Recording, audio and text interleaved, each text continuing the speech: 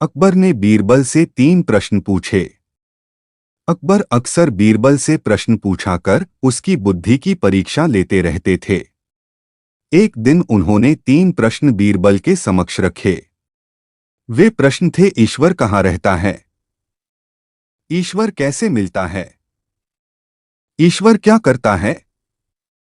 प्रश्न सुनकर बीरबल ने कहा, जहांपना, मैं इस प्रश्न पर उत्तर सोच विचार कर कल दूंगा।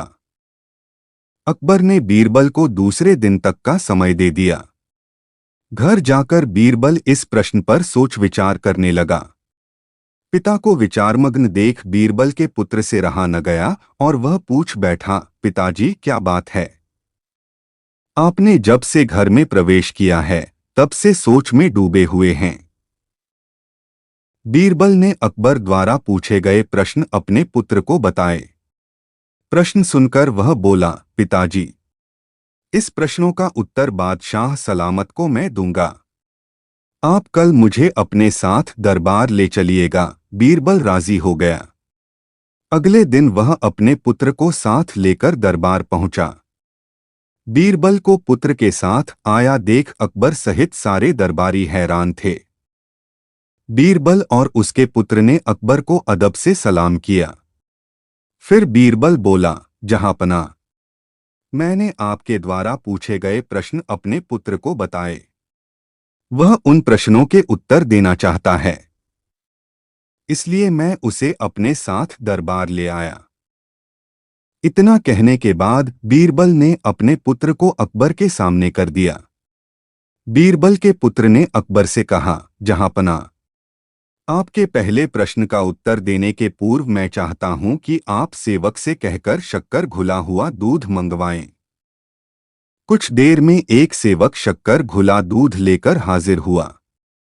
बीरबल के पुत्र ने कहा, जहांपना, जरा इस दूध को चखकर बताइए कि इसका स्वाद कैसा है। अकबर ने दूध चखा और बोले, इसका स्वाद मीठा है। क्या आपको इसमें शक्कर दिखाई पड़ रही है? बीरबल के पुत्र ने पुनः प्रश्न किया। नहीं तो वह कैसे दिखाई पड़ेगी? वह तो पूरी तरह से दूध में घुल चुकी है। अकबर बोले, जी हुजूर, ठीक इसी तरह ईश्वर भी संसार की हर वस्तुओं में रचाबसा हुआ है।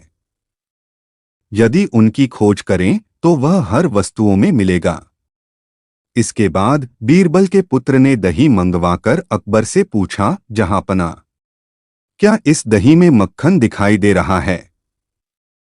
मक्खन तो दही मथने के बाद ही दिखाई पड़ेगा। अकबर बोले, जी जहांपना, ठीक इसी तरह ईश्वर की प्राप्ति गहन मंथन के उपरांत ही हो सकती है।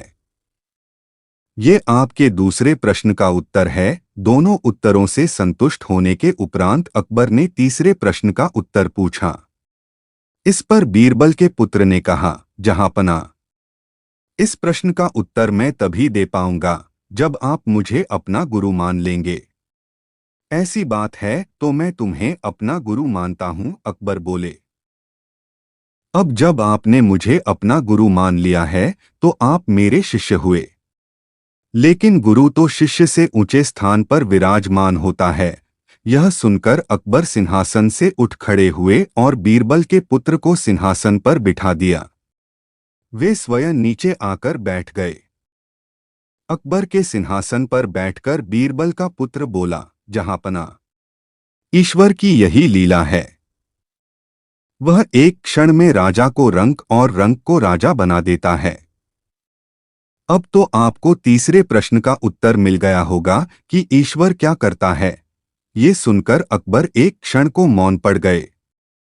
लेकिन फिर उन्होंने बीरबल के पुत्र की अक्लमंदी की खूब तारीफ की और उसे पुरस्कृत भी किया।